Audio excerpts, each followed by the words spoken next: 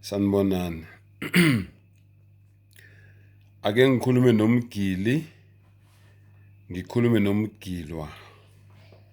Ngikhuluma nomgilwa kakhulu. Mgilwa, angikhathali ukuthi bakugile ngani. Kwazi wena ukuthi bakugile ngani. Ngicela ukukuxwayisa noma ngicela ukukuqinisa idolo. Noma ngicela ukukubuyisela ithemba. Okokuqala okumele ukwazi kulomhlaba lo iqinisa alikho. Okwesibili, lo mhlaba vele wadalela ukusizwisa ubuhlungu. Lokho kumele uhlale ukwazi. Lalela-ke. Bhuti, sisi, mama, baba, mkhulu, gogo. Uma ngelinye ilanga uthatha isinqumo sokuthi ushintshe impilo yomuntu ongelona igazi lakho, meaning ongelona uzalo lwakho, kodwa lo muntu lona uhlobene naye ngokobuntu ngoba uwumuntu, be it uthandana naye, be it umngani wakho, be it is a family friend, be it umakhelwane. Umuntu nomuntu uyophiliswa yini zinqumo zakhe. The day wena uthatha isinqumo sokuthi lo muntu lo ngezimali zakho uyayishintsha manje impilo yakhe, ufuna ukumfundisa aze agogode, athwala imiqhele, athwala iminyezane.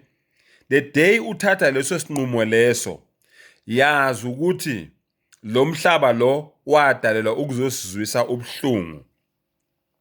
Wothi uma ngabe usithatha leso sinqumo leso, uzitshele wena enhlizweni yakho ukuthi lo muntu lo njengoba ngimsiza ngizoshintsha impilo yakhe,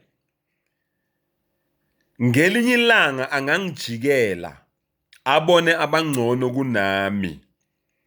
Alithi malifika lelo langa lelo ngibe ngikulindele vele.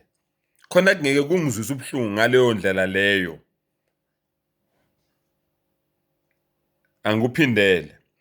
Alithi lifika lelo langa lelo, uma lo muntu lo esengijikela esebona abangcono kunami, ngoba uzomfundisa lo muntu abe udokotela, uzomfundisa lo muntu abe ummeli, uzomfundisa lo muntu lona abe yi-accountant, uzomfundisa lo muntu lona abe usosayensi, yayibona into ezinjalo, abe yiprofessor, abe yiminister, ngelinye ilanga mhlawumbe abe umongameli, yayibona into ezinjalo. Kodwa the day ekubona ukuthi wena awusamfanele, ngesilungu bathi you are not in my class, yibe ukulindele wena lokho ukuthi kuzokwenzeka. Nawe wena oplenayo ukwenza lokho, unembeza wakho awukukhulume nawo ukuthi njengoba lo muntu lo engasekho ku class lakho, ufike kanjani la wena kule class wena osukulo. Be it usubona omunye udokotela, be it usubona omunye ummeli, kodwa ufike kanjani la. Lo muntu lo uspende emalini ukuthi wena ufike la. Nawe wena ke ospende imali zakho, musa ke manje ukuthatha isinqumo sokubulala lo muntu ngoba esekujikela. Vele uthi wena konke kulungile, awenzeli mina, uyazenzela. Utshele yena lo sekutshela lo ukuthi wena awusekho kwiclass yakhe. Ngoba ziyenzeka bafowethu. Odadewethu bafundisa ama-boyfriend, bafundisa amadoda, omama bafundisa izingane abayithandayo behoshuka mama, oshuka daddy bafundisa izingane. Ithi ingane ingafunda igogode, ikhohle ukuthi isukaphi nalo shuka mama noma nalo shuka daddy. Ukufundisa lo muntu umbone ukuthi mdala kunawe, umthande umbone ukuthi mdala.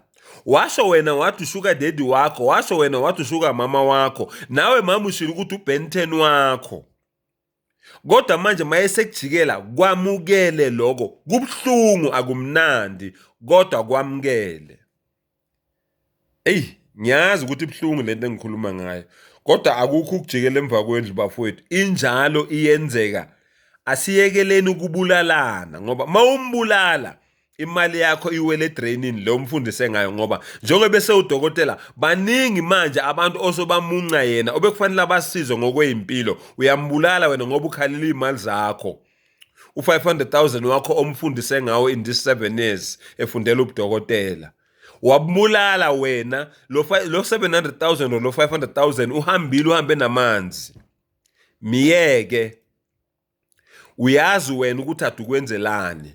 uNkulunkulu uzokwandisela, uzokunika okungaphezulu kwaloku ade kunikeze kona njengoba umfundisa. Bekunesizathu ukuthi umfundiselani. Ususiza abantu abaningi noma wena ungasasizakalanga. Ngithi-ke mina prepare manje mawudecide ukwenza manje ukuthi angakwenza. Mangabe engakwenzanga yibonus kuwe. Ngiyabonga.